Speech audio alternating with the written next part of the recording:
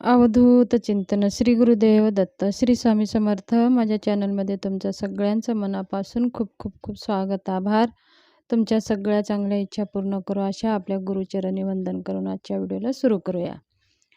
चला तर मग आज आपला विषय आहे वसंत पंचमी. ह्याविषयी आज मी थोडीशी माहिती देणार आहे. माझा एक व्हिडिओ आलेला आहे वसंत पंचमीच्या दिवशी कोणकोणते शुभ योग आहेत, त्याचबरोबर कोणते कामं करू नये, कोणते करावे, ते सगळं मी एक माझा दुसरा व्हिडिओ आलेला आहे वसंत पंचमीवर.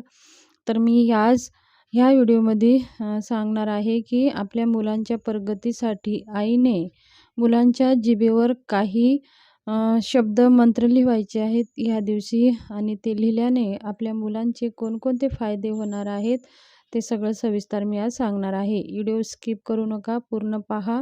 आणि आतापर्यंत सबस्क्राईब केला नसाल तर सबस्क्राईब करून घ्या, म्हणजे पुढचं जे मी व्हिडिओ टाकेल गणेश जयंतीविषयी ते सगळ्यांच्या अगोदर तुमच्यापर्यंत पोहोचेल. चला तर मग माघ महिन्यामध्ये 14 तारखेला वसंत पंचमी आहे. ह्या दिवशी आई पंचमी म्हणजे सरस्वती मातेची जयंती साजरी केली जाते, म्हणून ह्या दिवशी आपण वसंत पंचमी असे म्हणतो. ह्या वसंत पंचमीच्या दिवशी आपल्याला आपल्या मुलांच्या प्रगतीसाठी, मुलांचा अभ्यास लक्षात राहण्यासाठी आणि मुलांनी जे केलेलं अभ्यास कधीही विसरू नये म्हणून ह्या दिवशी हे शब्द लिहायचं असते. आई भगवती म्हणजे सरस्वती माता ही विद्या आणि ज्ञान देणारी देवी आहे. ह्या देवीचे आपण अभ्यास करताना आपल्या समोर सरस्वती मातेचं फोटो ठेवून सरस्वती मातेला विनंती करून आपण अभ्यास करायला सुरुवात केली तर आपलं सगळं अभ्यास लक्षात राहतं.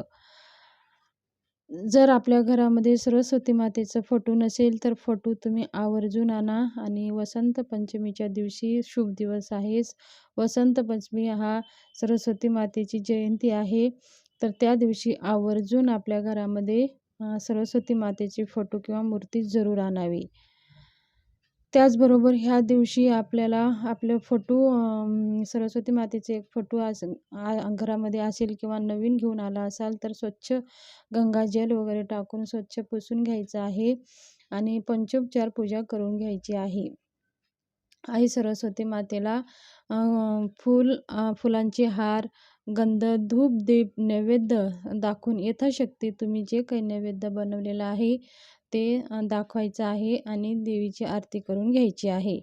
मग त्या दिवशी आपल्याला सरस्वती मातेचे यथाशक्ती मंत्र, स्तोत्र, त्याचबरोबर ललिता सहस्त्रनामाचं पाठन करायचं आहे. ह्या दिवशी जेवढे तुम्ही मंत्र स्तोत्र कराल सरस्वती मातेचे, तुमच्या मुलाकडून करून घ्याल तर ह्या दिवशी जास्त पटीने पुण्य प्राप्त होतं आणि आपल्या इच्छा पूर्ण होतात. ह्या दिवशी बघा आपल्याला आपल्या मुलांसाठी आईने ही सेवा करायची असते आणि मुलाकडनं सुद्धा आपल्या आईची सेवा करून घ्यायची असते. आई जेवढं मुलांसाठी आशीर्वाद देते ते आभाळा एवढं मोठं आशीर्वाद असतं. म्हणून मुलांवर आईचा आशीर्वाद असेल तर आपले मुलं संस्कारी होतात आणि मुलांची प्रगती होते आणि मुलं कुठेही अडथळे राहत नाहीत. म्हणून आईने पण तेवढंच आशीर्वाद द्यावं आणि मुलांनी पण ते घ्यावं. हे संस्कार आपणच या मुलांवरती द्यायचं आहे. तर पंचमीच्या दिवशी आपल्याला काय करायचं आहे, आईचे दोन्ही पाय ताटामध्ये ठेवायचं आहे आणि दोन्ही अंगठ्यावरती 5 पळी पाणी टाकून पाय स्वच्छ धुवून ते जे पाय धुतलेलं तीर्थ आहे थोडंसं मुलांनी घ्यावं आणि आपल्या उजव्या अंगठावर मुलांचं डोकं टेकून नमस्कार करावं आईला आणि आईने आभाळा एवढं आशीर्वाद मुलांना द्यावं. आणि आईने मग ती जे आपण एक वाटीमध्ये मध घ्यायचं आहे आणि सरस्वती मातेसमोर ठेवायचं आहे ती वाटी. आणि त्या वाटीमध्ये आपल्याला एक दर्भाची कांडी घ्यायची आहे. दर्भाची कांडी जर आपल्याला भेटत नसेल तर आपण सोन्याची कांडी घेऊ शकतात किंवा तुमचे सोनं काही वापरलेलं असेल त्याच्याने तुम्हाला एक मंत्र लिहिता येईल असं एक कांडी स्वरूप घ्यायचं आहे. मग आपल्याला काय करायचं आहे, थोडीशी वाटीमध्ये देवीसमोर सरस्वती मातेसमोर मध ठेवायचं आहे. मध ठेवून थोडंसं त्यांना देवीला नैवेद्य दाखवायचं, जसं आपण नैवेद्य दाखवतो आहे मंडळ करून. मग गायत्री मंत्र म्हणून 3 वेळेस पाणी फिरवतो आणि 4 वेळेस आपण देवीला खाऊ घालतो. ओम प्राणाय स्वाहा, अपानाय स्वाहा, ओम प्राणाय स्वाहा, ओम उदानाय स्वाहा, ओम ब्रह्मणे अमृतत्वम नैवेद्यम समर्पयामी म्हणून आपण एक तुळशीपत्र घेऊन ते खाऊ घालून मग ते तुळशीपत्र देवीजवळ ठेवायचं आहे. आणि मग ते मध थोडे तासभर फोटोसमोर ठेवायचं आहे आणि दर्भाची कांडी घ्यायची आहे. आणि आपण हे सगळं कृती करताना, मुलांची कृती करताना आपल्याला सुद्धा सरस्वती मातेचं ऐम बीज मंत्र हे अत्यंत प्रभावशाली बीज मंत्र आहे. ऐम ऐम ऐम हे शब्द आपल्याला म्हणत राहायचं आहे. आणि सोन्याची जी दर्भांची कांडी आहे ते घ्यायचं आहे आणि मुलांच्या जिभेवर ऐम हे शब्द लिहायचं आहे. छोटे मुलं असो, मोठे मुलं असो, कोणतेही मुलं असो, आईला मुलं छोटेच असतात तर प्रत्येक मुलांच्या जिभेवर ऐम शब्द लिहून मुलांना औक्षण करायचं आहे. हळदी कुंकू लावून थोडं त्यांना, आपल्याकडे एखादी सुपारी असेल, अंगठी असेल तर औक्षण करायचं आहे. आणि मग नंतर अजून एकदा आईचे मुलांचं पाया पडायचं, म्हणजे आशीर्वाद घ्यायचा आहे. आईने पण आपल्या मुलांच्या उज्ज्वल भविष्यासाठी हृदयानं आपण आशीर्वाद देत असतो. तर हे छोटे छोटे संस्कार आपल्या मुलावरती रुजू करायचे आहेत. मग ही अत्यंत प्रभावशाली सेवा आहे. ह्या दिवशी प्रत्येक आईने आपल्या मुलांच्या जिभेवर ऐम हे शब्द लिहायला विसरू नका. आणि तुमच्या आजूबाजूला कोणी मुलं असतील, छोटे मुलं असतील, त्यांना माहिती नसेल तर हा व्हिडिओ जास्तीत जास्त लोकांपर्यंत शेअर करा. आणि सगळ्यांना विद्या प्राप्ती हवी आहे. सगळ्यांच्या आईला असं वाटतं की माझा पण मुलगा हुशार व्हावं. सगळ्यांना असं वाटतं की आपले मुलंसुद्धा प्रगतिशील, आपले मुलंसुद्धा जीवनामध्ये काहीतरी यशस्वी व्हावं. तर त्यासाठी आपण वसंत पंचमीच्या दिवशी आपल्या मुलांच्या जिभेवर ऐम हा शब्द लिहायचा आहे. आणि आईचे 2 पाय देऊन थोडेसे अमृत तीर्थ घेऊन आईचा आशीर्वाद घ्यायचा आहे.